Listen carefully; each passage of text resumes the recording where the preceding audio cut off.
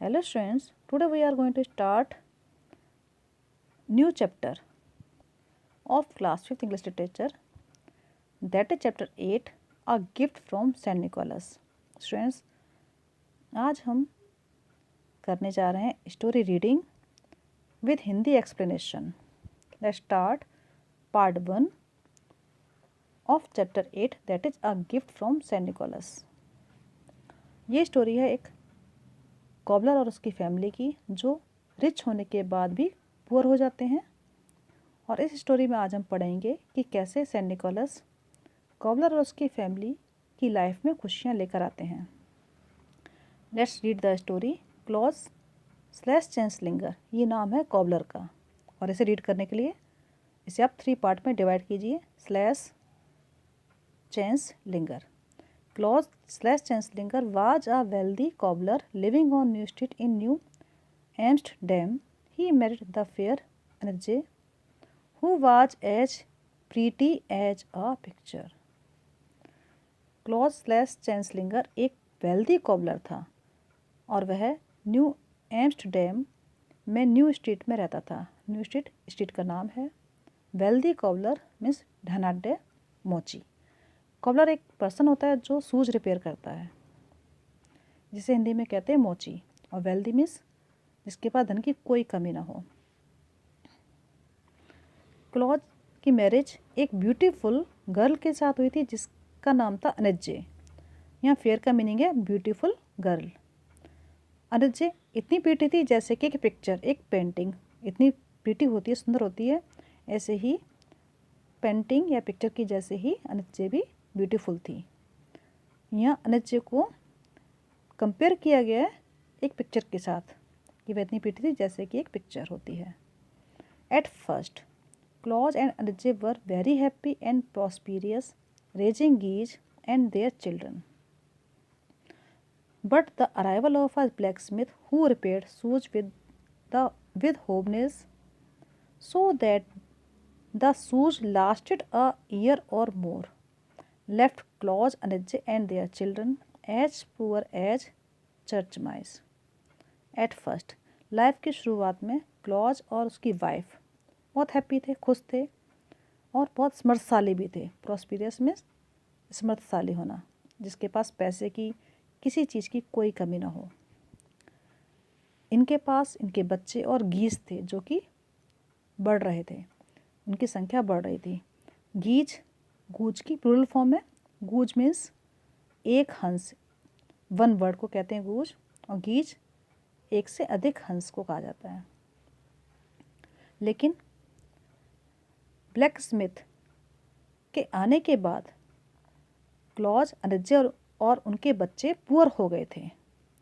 Black Smith जो कि shoes को होब नेल से रिपेयर करता था और इससे क्या होता था, शूज 1 साल या इससे अधिक समय तक ख़राब नहीं होते थे और शूज को रिपेयर होने की नीड नहीं होती थी. जिससे क्या हुआ, क्लॉज और उसकी फैमिली इतने पुअर हो गए थे जैसे कि चर्च के चूहे. एज पुअर एज चर्च माइस. माइस माउस की प्लूरल फॉर्म है. माइस मीन्स एक से अधिक चूहे. तो चर्च के चूहे इतने पुअर होते हैं कि उनके पास खाने के लिए कुछ नहीं होता. तो क्लॉज और उसकी फैमिली इतने गरीब हो चुके थे जितने कि चर्च के चूहे, क्योंकि उनके पास खाने के लिए कुछ नहीं था. होब नेल्स लार्ज नेल्स होते हैं जो कि शूज को रिपेयर करने के लिए उसके सोल में यूज किए जाते हैं. Christmas Eve found the family down to their last cold meal of bread and cheese. Claus was wondering what he had left to sell in order to feed his family. Then he remembered a fine pipe that he had found in one of his stockings on a Christmas morning in Holland long ago. अब Christmas का ewe था और clause की family के पास खाने के लिए last मील बचा था जो कि कोल्ड मील था, ब्रेड का और चीज़ का. क्लॉज बहुत हैरान था कि उसके पास सेल करने के लिए, बेचने के लिए कुछ नहीं था जिससे कि वह अपनी फैमिली को खाने के लिए कुछ लाकर दे सके. तब उसे याद आता है एक फ़ाइन पाइप के बारे में जो बहुत पहले उसे हॉलैंड में एक क्रिसमस मॉर्निंग पर मिला था, और ये उसे मिला था अपनी एक स्टॉकिंग में। स्टॉकिंग्स होती है long socks. It was a fine pipe too good for a mere cobbler. Claus knew even then that such a gift could only be from Saint Nicholas himself. अब ये फाइन पाइप इस cobbler के लिए बहुत अच्छा था, जिस समय उसके पास कुछ नहीं था, और क्लॉज ये जानता था कि ये पाइप सेंट निकोलस के द्वारा खुद से दिया गया एक गिफ्ट हो सकता था। Clause leapt up and went to dig through an old chest until he found the pipe. As he unearthed it from under a pile of clothes, a draught of cold air came from the open front door. Claus scolded his children for playing with the door and went to close it, but found the doorway filled by merry round figure of a stranger. Clause को जब pipe का याद आया तो वह खुशी से उछला और इसे ढूंढने के लिए वह एक बॉक्स के थ्रू इसे ढूंढने लगा, जब तक ये पाइप उसे नहीं मिल गया। जब इसे पाइप मिला, और ये पाइप से कहाँ मिला? कपड़ों के ढेर के नीचे, पाइल ऑफ अ क्लोथ्स। इसे पाइप अपना कपड़ों के ढेर के नीचे मिला। अनअर्थेड मीन्स फाउंड आउट। जब इसे पाइप मिला क्लॉज को, तो फ्रंट डोर ओपन था, इसमें से ठंडी हवा अंदर आ रही थी। क्लॉज ने अपने बच्चों को डांटा। क्यों? क्योंकि वह डोर के साथ खेल रहे थे।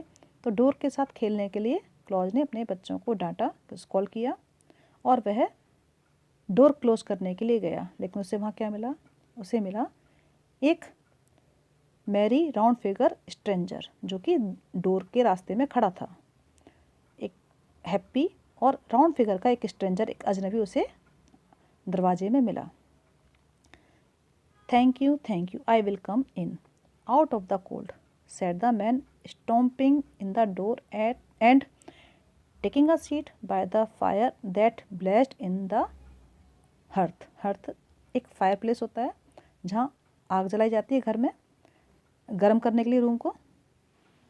अब ये स्ट्रेंजर थैंक यू करता हुआ अंदर आ जाता है और कहता है कि मैं अंदर आ जाऊंगा अपने खुद को सर्दी से बचाने के लिए। और ये कहता हुआ वह अंदर आता है डोर से, अपने बड़े बड़े कदमों को रखते हुए, और आकर ये आग के पास आकर अपनी सीट ले लेता है। आग जलाई गई है घर में, जिससे आसपास बैठ के सभी लोग ठंड से बचने की कोशिश कर रहे थे। The family gathered around the white beard old fellow as he tried to warm himself. He scolded them roundly for not keeping the fire hot, and when Claus admitted that they had nothing left to burn, the old man broke his fine rosewood cane in two and threw it on the fire. अब clause और उसकी family उस old man के आसपास आकर बैठ जाती है, जो कि अपने आप को गर्म करने की कोशिश कर रहा था, और इसकी बियर्ड वाइट थी, दाढ़ी इसकी वाइट थी। इस ओल्ड मैन ने फैमिली को डांटा, किस लिए? कि आग जो जल रही थी उसे गर्म ना रखने के लिए। लेकिन जब क्लॉज ये मान लेता है कि उनके पास आग में जलाने के लिए कुछ नहीं बचा है, तब ओल्ड मैन क्या करता है? अपनी छड़ी, उसके पास जो थी रोज़वुड की, चंदन की लकड़ी की बनी हुई जो उसकी छड़ी थी, फाइन रोज़वुड कैन मीन्स चंदन की लकड़ी की बनी हुई छड़ी, उसे वह 2 पीस में तोड़कर और आग में फेंक देता है। अब ये कैन तेज़ी से जल जाती है और पूरा रूम गर्म हो जाता है। The can blazed up merely heating the whole room and singeing the hair of the cat which leapt away with a yawl of indignation, making everyone laugh. It was hard to be sober around this merry old man who made sly jokes, told riddles and sang songs. जब can को ये फेंकता है आग में, तो आग बहुत तेज़ी से जल जाती है। इससे क्या होता है? एक कैट जो कि गुस्से में वहाँ से निकलती है, भागती है, क्योंकि उसके हेयर आग में झुलस जाते हैं और वह परेशान होकर चीखती हुई वहाँ से भाग जाती है। इसे देखकर सभी हंस देते हैं। और इस ओल्ड मैन के लिए बहुत मुश्किल था कि वह वहाँ चुपचाप बैठे, सोबर होकर बैठा रहे, गंभीर होकर कुछ ना बोले। और ये मैरी ओल्ड मैन, जो कि खुश मिजाज ओल्ड मैन था, अपने आसपास के बैठे लोगों को जोक सुना रहा था, पहेलियाँ सुना रहा था और गाने गा रहा था।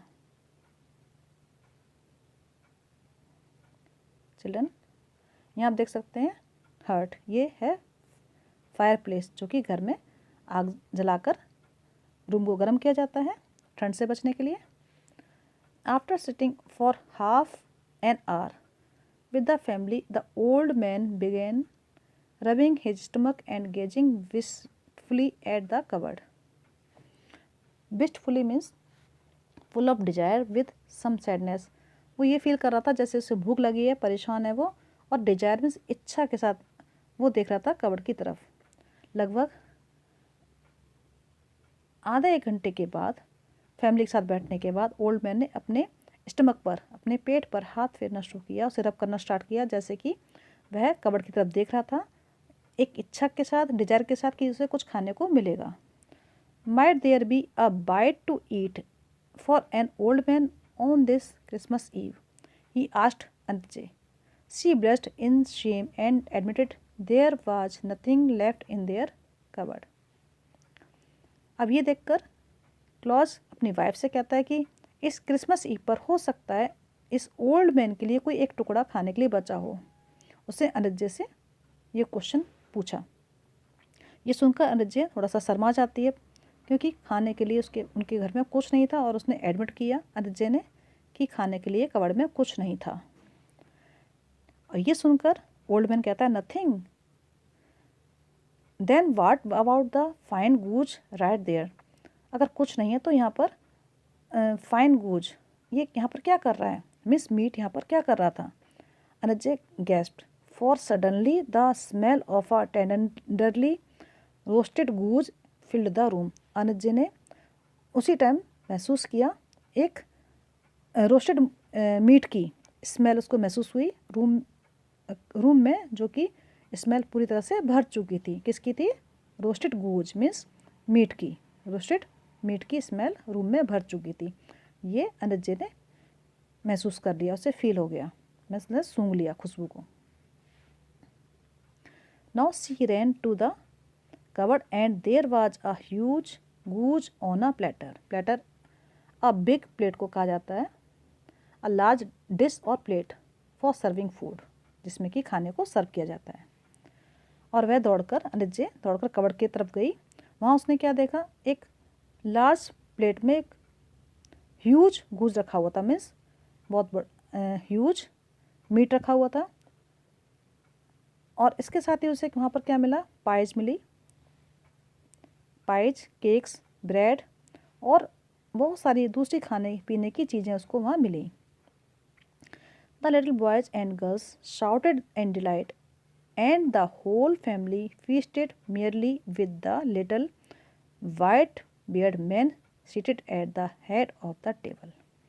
इसके बाद वहाँ पर बैठे हुए सभी बच्चे, लड़के, लड़कियाँ, फैमिली के सभी मेंबर, पूरी फैमिली खुशी से उस ओल्ड मैन के साथ, जो वाइट बियर्ड वाला मैन था, और ये white bearded man, old man बैठा हुआ था टेबल के ऊपर, टेबल के हेड पर बैठा हुआ था, और इन सब ने मिलकर वहाँ खाने पीने की जो चीज़ें उन्हें मिली कबर्ड में, वो सब कुछ खुशी खुशी उन्होंने खाया। As they ate, Claus showed the old man the pipe he meant to sell. ये सब कुछ खाने के बाद क्लॉज ने उस ओल्ड मैन को वो पाइप दिखाया और कहा कि वह उसे बेचने वाला था। स्टूडेंट्स, नेक्स्ट स्टोरी हम कंप्लीट करेंगे नेक्स्ट वीडियो में। We will complete the story in next video with exercise question. की स्टोरी में आगे क्या हुआ, ये ओल्ड मैन कौन था और किस तरह से इसने क्लॉज और उसकी फैमिली में खुशियाँ लाई। Thank you.